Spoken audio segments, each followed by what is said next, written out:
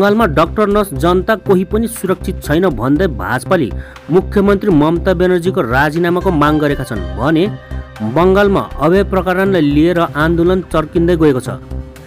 आज श्यामबजारमा भाजपाको विरोध प्रदर्शन भाजपाको धरना 5 दिनसम्म जारी नै रहने भएको छ। हेर्दै गर्नुहोस् जेसी विशाखद्वारा परेको यो खबर।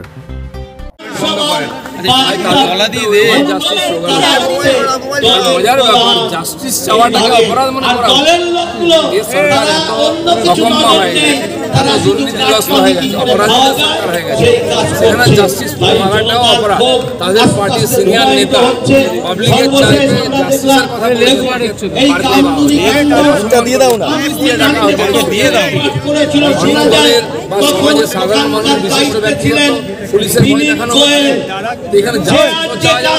আর্যিকরের ঘটনা আত্মহত্যা বলে চাপানো হচ্ছে, চেষ্টা করা হয়েছিল প্রথমে, পরবর্তীকালে দেখা সেই জন্য মানুষ জাস্টিস চাইতে রাস্তায় নেমে ভয় দেখানো হচ্ছে, বন্ধ করা হচ্ছে।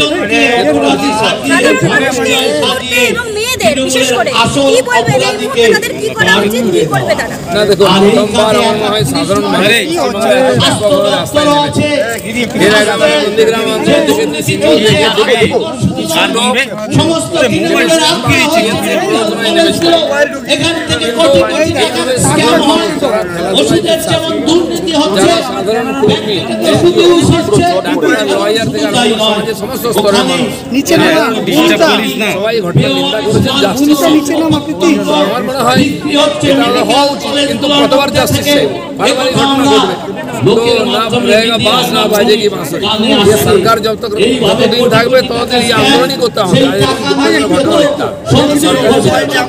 আনন্দপুরে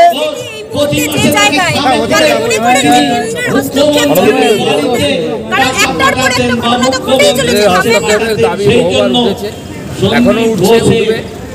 কেন্দ্র দাবি করবে, সংবিধানের মাধ্যমে তারা কাজ করবে, তাদের জন্য আছে ব্যবস্থা, তারা দেখছে। কারণ কালকে যদি এখানে কিছু হয় তখন স্বৈরতান্ত্রিকতার কথা বলছে, এমনিতে দেশে গণতন্ত্র নাই, দিল্লিতে ছিল। তো নিঃসন্দেহে আমরা মানুষ অথবা আমাদের গণতান্ত্রিক অধিকার, আমাদের ধার্মিক অধিকার, আমাদের মহিলাদের সম্মান এবং অধিকারের সুরক্ষার জন্য কেন্দ্রের কাছে করছে। তো সেই জন্য কেন্দ্র অবশ্যই নজর আছে, রাজ্যপাল নিজে গেছেন, বলে এসেছেন কিছু হবে। কিন্তু আমার মনে হয় যেভাবে কেন্দ্রীয় এজেন্সি কাজ করছে, আনন্দপুরে আজকে আবারও এক মহিলার নিথর দেহ পাওয়া গিয়েছে ঝোপের দাঁড়িয়ে। কোথায় গেলে নিরাপত্তা এত আপনারা প্রতিবাদ করছেন? কামদুনি থেকে শুরু করুন, তার আগে হয়নি আমি বলছি না, তার আগেও এরকম ঘটনা ঘটেছে।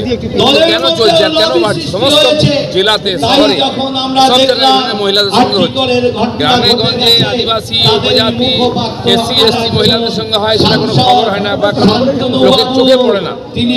সন্দেশখালী এত বড় আন্দোলন হয়েছে, তার কোনো পরিণাম হয়। সেই জন্য গণতান্ত্রিক আন্দোলন তো হবেই, কিন্তু এর দ্বারা সমাধান মনে হয় না।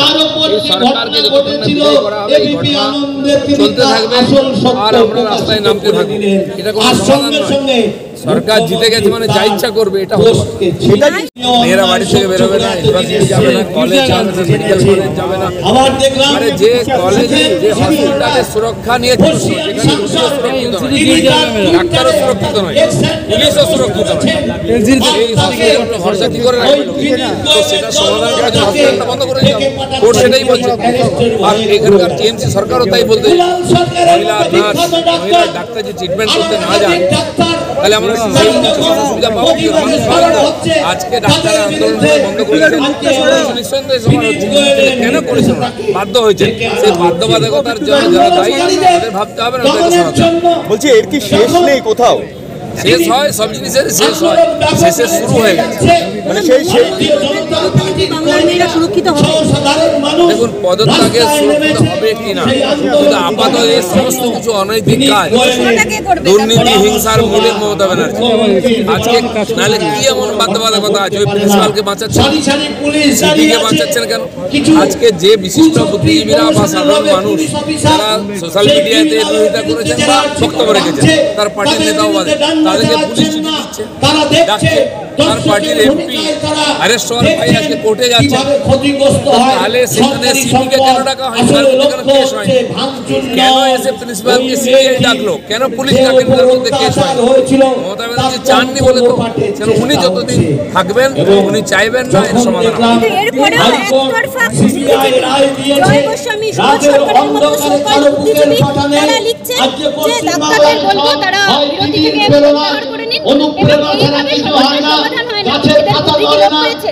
বুদ্ধিজীবীরা তো নেমেছিলেন অনেক কেসে, সিঙ্গুর ভাই আন্দোলন নিয়ে সরকারকে আনার পিছনে তাদের সহযোগিতা আছে।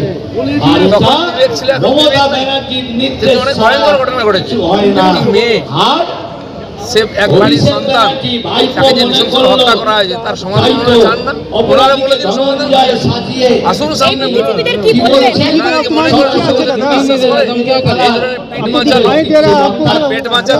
সঠিক বিচার পান এবং অপরাধীরা শাস্তি পান, এবং আমাদের রাজ্যের মুখ্যমন্ত্রী যে আজকে এত কালোবাজারি অপরাধের সাথে যুক্ত, আমরা চাই রাজ্যের মুখ্যমন্ত্রী পদত্যাগ করুক, এবং আরো পদত্যাগ না করলে আমরা আগামী দিন নবান্ন ঘেরাও করবো এবং আরো তীব্র প্রতিবাদ জানাবো আমরা।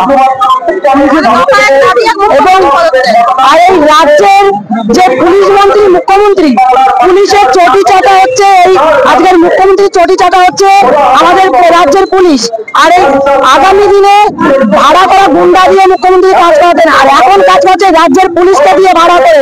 আজকে যে আজিকর হসপিটালে যে ঘটনা ঘটেছে, এই ঘটনার সাথে সন্দীপ দাসের সাথে সাথে রাজ্যের পুলিশও দায়ী, এবং মুখ্যমন্ত্রী তার উপরে, তার মাথার উপরে হাত আছে মুখ্যমন্ত্রী। ওই আমরা মুখ্যমন্ত্রী পদত্যাগ চাই, আমাদের দাবি কথা এক, দাবি এক, মুখ্যমন্ত্রীর পদত্যাগ। আরো একটা তীব্র আন্দোলন করবো আমরা। সিবিআই কে দেওয়া হয়েছে, আমাদের যেটা দাবি ছিল যে ঘটনাটা যে মুহূর্তে ঘটেছিল, সেই সঙ্গে সঙ্গে রাজ্যের পুলিশ না ইন্টারফেয়ার করে এখানে আমাদের সিবিআই কে কেসটা সঁপে দেওয়া পূর্ণ দরকার ছিল। কিন্তু সেইখানে আমরা দেখছি রাজ্যের পুলিশ গাড়িটাকে নিয়ে যেভাবে পোস্টমর্টম করে বলছে যে ও সুইসাইড করেছে, পরে যখন সিবিআই এসে তদন্ত করছে তখনই যে দেখা যাচ্ছে বোনটিকে ধর্ষণ করে তার সাথে শারীরিক অত্যাচার করে তাকে হত্যা করা হয়েছে। আমরা চাই পূর্ণ বিচার পাক, এবং তার পরিবার, মেয়ে তো খুঁজে পাবে না, তারা পূর্ণ বিচার পাক, এবং আমরা রাজ্যবাসী তার পরিবারের পাশে থাকবো এবং রাজ্যমন্ত্রীর পদত্যাগ করতে হবে। এটাই হচ্ছে রাজ্যবাসীর কথা, আর এই কথা রাজ্যবাসীর কথা মুখ্যমন্ত্রীকে মানতে হবে। আর না মানলে আমাদের এই প্রতিবাদ, এই আন্দোলন আরো তীব্র হবে, তীব্র করবো আমরা এই আন্দোলন, এবং নবান্ন ঘেরাও করবো আমরা। অবশ্যই যেখানে রাজ্যের পুলিশ আমাদের সাথে থাকে না, যেখানে এখানে রাজ্যের মুখ্যমন্ত্রী একজন মহিলা, তিনি আমাদের পাশে থাকেন না, সেখানে আমাদের রাজ্যের মা বোনেদের রাত দখলের দায়িত্ব নিতে হয়। সেই দায়িত্ব থেকে বলছি, আর এই রাজ্যের মুখ্যমন্ত্রীর পদত্যাগ করা খুবই জরুরি, এবং রাজ্যের মুখ্যমন্ত্রীর পদত্যাগ করতেই হবে।